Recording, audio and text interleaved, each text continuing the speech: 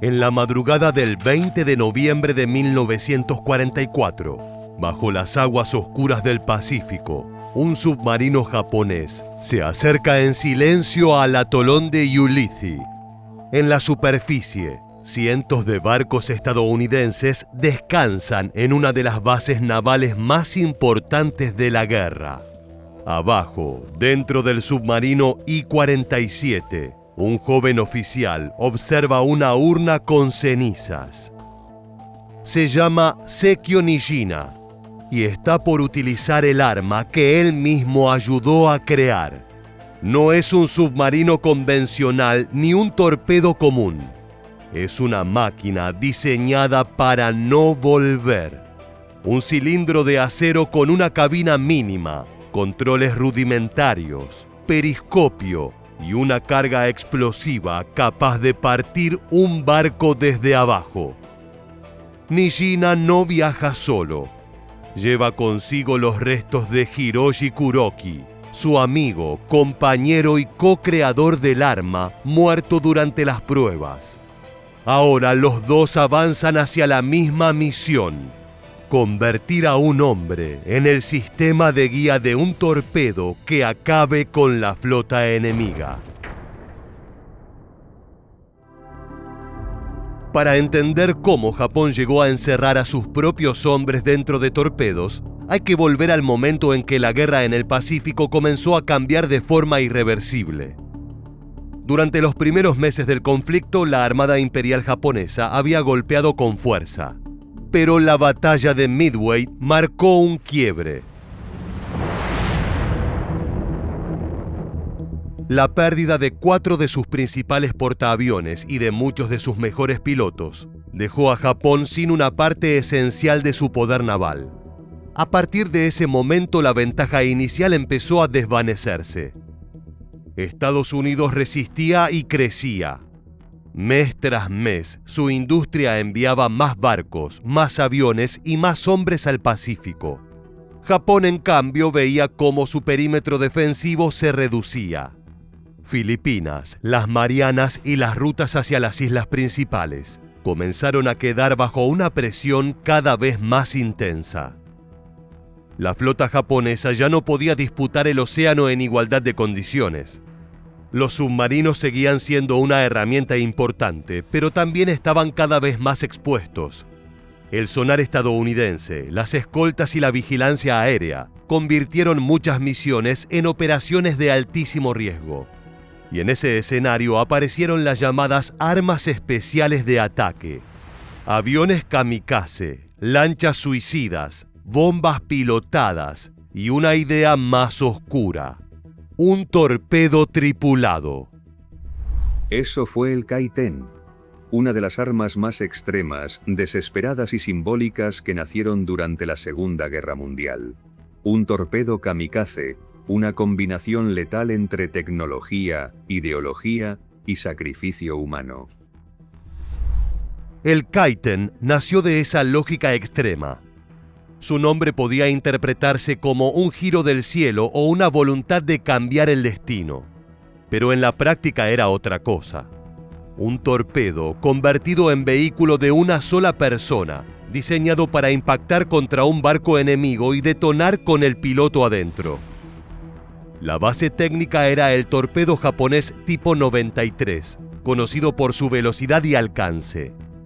Sobre esa estructura se agregó una sección para el piloto, un pequeño periscopio, giroscopio, controles, válvulas, tanques de compensación y un sistema que permitía dirigir el arma hacia el blanco. El Kaiten tipo 1 medía cerca de 15 metros de largo, tenía poco más de 1 metro de diámetro y pesaba alrededor de 8 toneladas. Su ojiva llevaba más de 1,5 toneladas de explosivos. La idea era brutal por su simpleza. Allí donde un torpedo necesitaba cálculo, rumbo y oportunidad, Japón colocó a un hombre. El piloto debía recibir instrucciones iniciales desde el submarino nodriza, esperar el lanzamiento, avanzar bajo el agua, levantar el periscopio cerca del objetivo, ajustar el rumbo y buscar el impacto directo contra el casco. Pero una vez liberado, el Kaiten no podía regresar. La línea telefónica con el submarino se cortaba. Si el arma fallaba, el hombre podía intentar una nueva aproximación.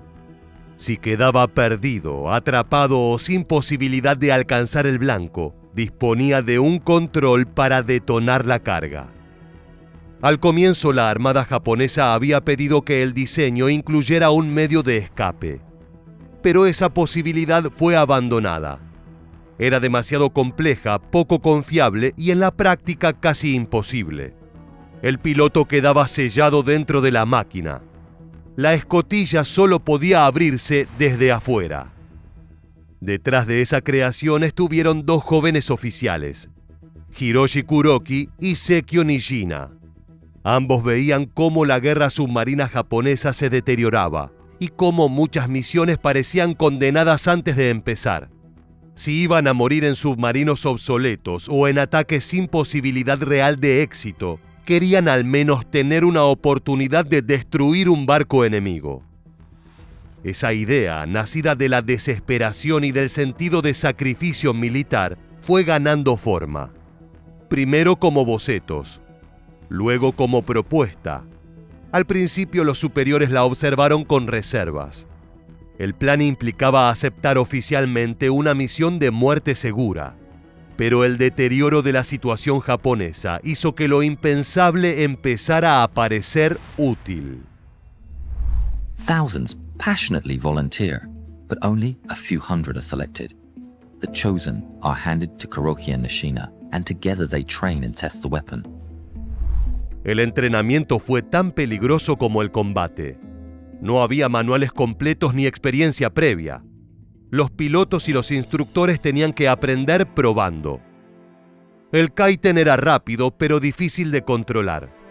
El piloto debía mantener la profundidad, ajustar el equilibrio del vehículo mientras se consumía oxígeno, manejar el rumbo, calcular la distancia y usar el periscopio sin exponerse demasiado.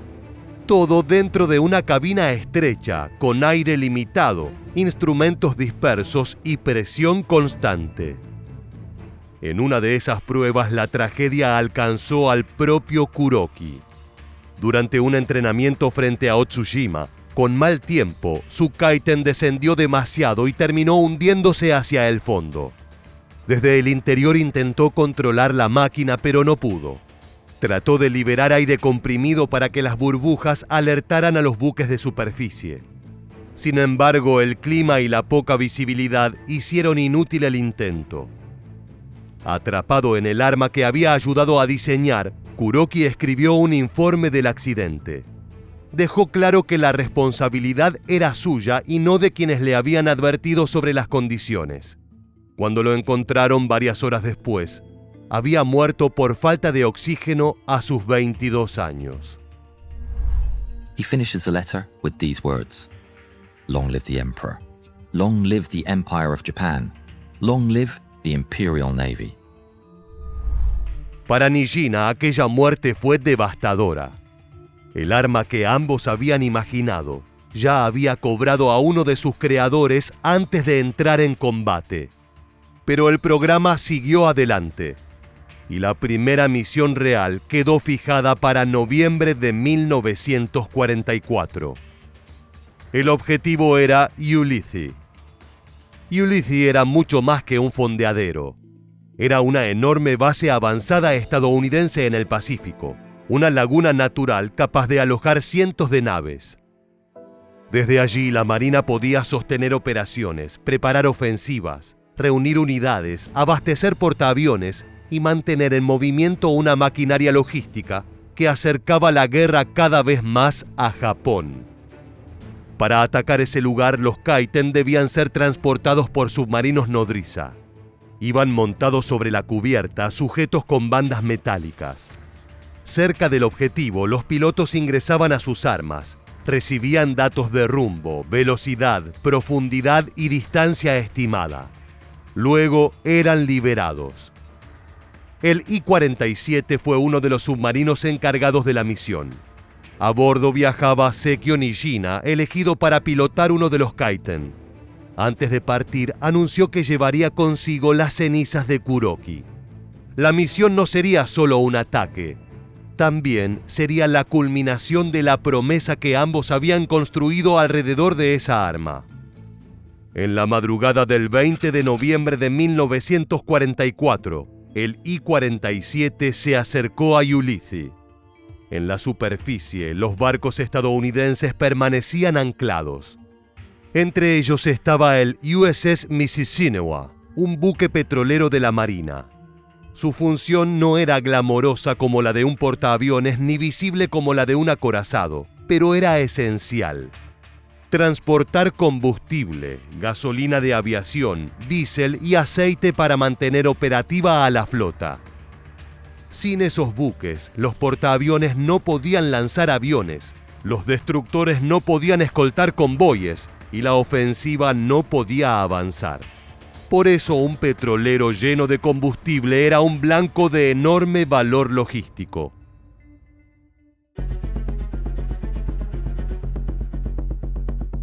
Los Kaiten fueron liberados. Algunos fallaron, otros quedaron atrapados, encallaron o fueron detectados. La operación empezó a mostrar desde los primeros minutos las limitaciones del arma.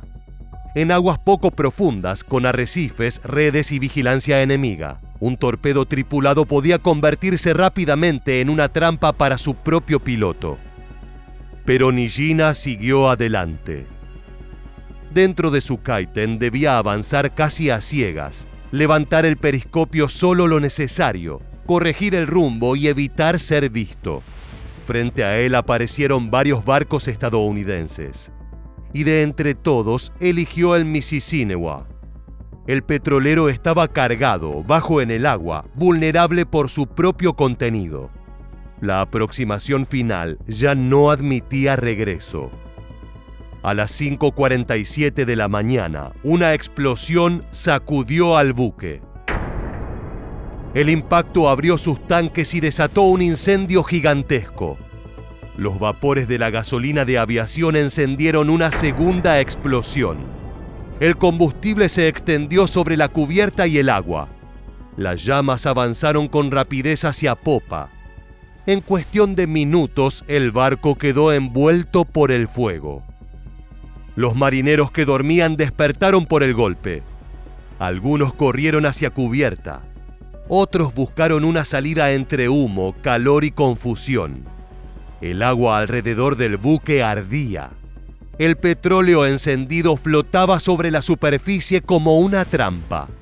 Desde otros barcos, los testigos vieron hombres saltando al mar, mientras fragmentos en llamas caían como lluvia. Los remolcadores y embarcaciones cercanas intentaron acercarse para combatir el incendio y rescatar sobrevivientes. También hubo hombres sacados del agua, mientras alrededor seguían cayendo explosiones y cargas de profundidad. La base, que minutos antes parecía segura, se convirtió en una escena de fuego, humo y alarma. El Mississinawa ardió durante horas. Finalmente se inclinó y se hundió bajo las aguas de Ulithi. 63 marineros estadounidenses murieron ese día junto a Sekio Nijina dentro del Kaiten. Para Japón, el ataque pareció al principio un éxito mayor de lo que realmente había sido. Desde los submarinos, las explosiones solo podían interpretarse por sonido y distancia.